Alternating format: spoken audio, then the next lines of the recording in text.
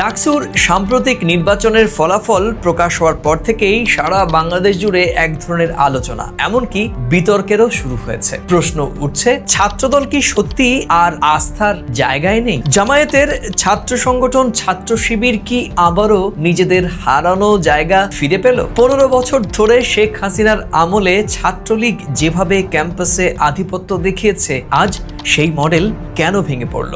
আর জাতীয় নির্বাচনের আগ মুহূর্তে এই ফলাফল আসলে দেশটির রাজনীতির জন্য কি ইঙ্গিতই বা বহন করছে?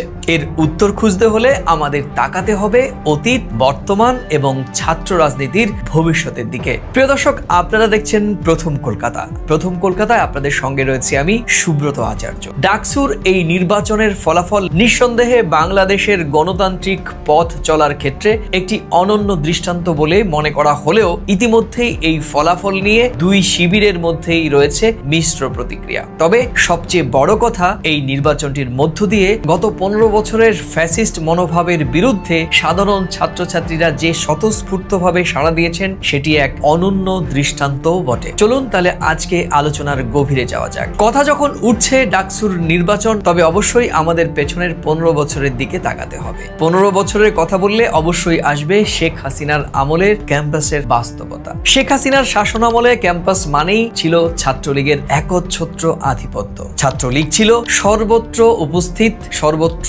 নিয়ন্ত্রণে। হল দখল, সিট কন্ট্রোল, টেন্ডার রাজনীতি, ভয়ভীতি সব মিলে গড়ে উঠেছিল এক ধরনের ক্যাম্পাস ক্যাপচার মডেল। এর ফলে বিরোধী সংগঠনগুলো, বিশেষ করে ছাত্রদল আর ছাত্র শিবির, কার্যত অদৃশ্য হয়ে গিয়েছিল। অনেকের কাছে ক্যাম্পাস তখন মনে হতো ছাত্রলীগের মিনি পার্লামেন্ট। কিন্তু এই আধিপত্যেরও একটা দীর্ঘমেয়াদী খেসারত আজ ছাত্রলীগকেই দিতে হচ্ছে। এবার আসবো ছাত্র শিবিরের 15 বছরের যাত্রা। এক্ষেত্রে ছাত্র শিবিরের গল্পটা এখানে খুবই গুরুত্বপূর্ণ। 2010 থেকে 2015 দমন, নিপীড়ন, গ্রেপ্তার, হল থেকে বিতাড়িত শিবির যেন একেবারে ভেঙে পড়ল। 2016 থেকে 2020 তারা প্রকাশ্যে না থাকলেও আন্ডারগ্রাউন্ড নেটওয়ার্ক ধরে রাখে। মসজিদ ভিত্তিক সংগঠন, টিউশন ভিত্তিক নেটওয়ার্ক, স্টাডি সার্কেল সবকিছুর মাধ্যমে তারা সুশৃঙ্খল, নিয়মতান্ত্রিকভাবে নিজেদের আধিপত্য বিস্তার করতে রাখে। 2021 থেকে 2024 প্রবাসী কানেক্ট, অর্থনৈতিক সহায়তা এবং অনলাইন প্রচারণা শিবিরকে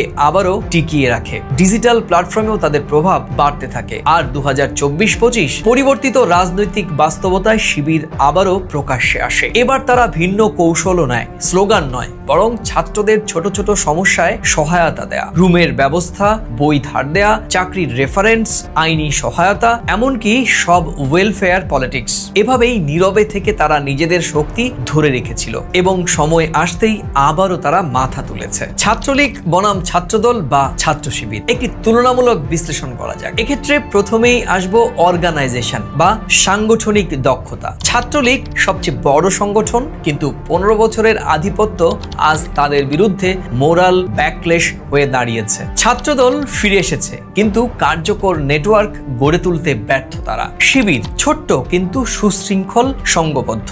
ব্র্যান্ডিং, এক্ষেত্রে অবশ্যই ব্র্যান্ডিং আরো একটি গুরুত্বপূর্ণ অনুষঙ্গ। ছাত্রলীগের ব্র্যান্ডিং হয়ে গিয়েছিল মাসেল ইমেজ, বল প্রয়োগের রাজনীতি। আর ছাত্রদলের ব্র্যান্ডিং শুধুই বিরোধিতা, কিন্তু বিকল্প প্ল্যান তাদের কাছে ছিল না বা নেই। ছাত্র শিবির অনেকটা ডিসিপ্লিন, সার্ভিস ওরিয়েন্টেড, অর্থাৎ শৃঙ্খলা আর ছাত্র সেবা। আর অবশ্যই এক্ষেত্রে আরো একটি গুরুত্বপূর্ণ অনুষঙ্গ গ্রাউন্ড মেকানিক্স, অর্থাৎ অভ্যন্তরীণ রাজনৈতিক কৌশল প্রণয়ন এবং বাস্তবতা। ছাত্রলীগের কাছে এখনো কিছু হল অলিখিতভাবে নিয়ন্ত্রিত রয়েছে, কিন্তু ছাত্রদের আস্থা তারা হারিয়েছে। আর ছাত্রদল উপস্থিত হলেও স্থায়ী কাঠামো নেই তাদের হাতে। আর ছাত্র শিবির নীরবে মাইক্রো সার্ভিস দিচ্ছে, ছাত্রদের দৈনন্দিন সমস্যা মেটানোর বিভিন্ন উপায় বাতলে দিচ্ছে। আর এতেই ফলাফল স্পষ্ট, আজকের ছাত্ররা স্লোগান নয়, বরং বাস্তব সমাধান চান। এবার আসবো এই ডাকসু নির্বাচনের এই ফলাফলের বিশ্লেষণে। ছাত্র শিবিরের উত্থান এবং ছাত্রদলের এই পতনের কারণ কি? ছাত্রদল কেন হারছে, আর এর পেছনে কয়েকটি যৌক্তিক কারণও রয়েছে। হলগুলোতে ইকোসিস্টেম গড়ে তুলতে পারেনি, নেতৃত্বের অনুপ্রেরণাদায়ক মুখ তাদের কাছে নেই, 90 দশকের গল্পেই আটকে রয়েছে তারা। আজকের ইস্যুতে কোনো সমাধান নেই তাদের হাতে। স্লোগান বেশি, নীতিগত প্রস্তাবনা কম, অভ্যন্তরীণ দ্বন্দ্ব, পদ পদবীর লড়াই, আস্থা আরো খেয়ে ফেলেছে তাদের। তারা বরাবরই বিরোধী শক্তি হিসেবে দেখা দিচ্ছে, বিকল্প শক্তি হতেই পারছে না। শিবিরের উত্থানের কারণ কি? অন্যদিকে শিবির যেভাবে উঠে আসছে তারও কিছু বিশেষ কারণ রয়েছে, যেমন সমস্যায় পাশে দাঁড়ানো, রুম, বই, টিউশন এবং লিগ্যাল হেল্প, কম প্রচার, বেশি কাজ, চোখে না পড়লেও প্রভাব রাখছেন, প্রবাসী connect, fund, resource, mentorship. Chhatra League ছাত্রদলের ভ্যাকুয়ামকে কাজে লাগানো, শৃঙ্খলাবদ্ধ আচরণ, ছাত্রদের কাছে পরিচ্ছন্ন ইমেজ তৈরি করা। ছাত্র শিবির বুঝেছে আস্থা টানতে হলে মাটিতে দাঁড়াতে হবে, ছোট সমস্যার সমাধান করতে হবে সবার আগে। এবার আসবো শেখ হাসিনার আমল এবং এখনকার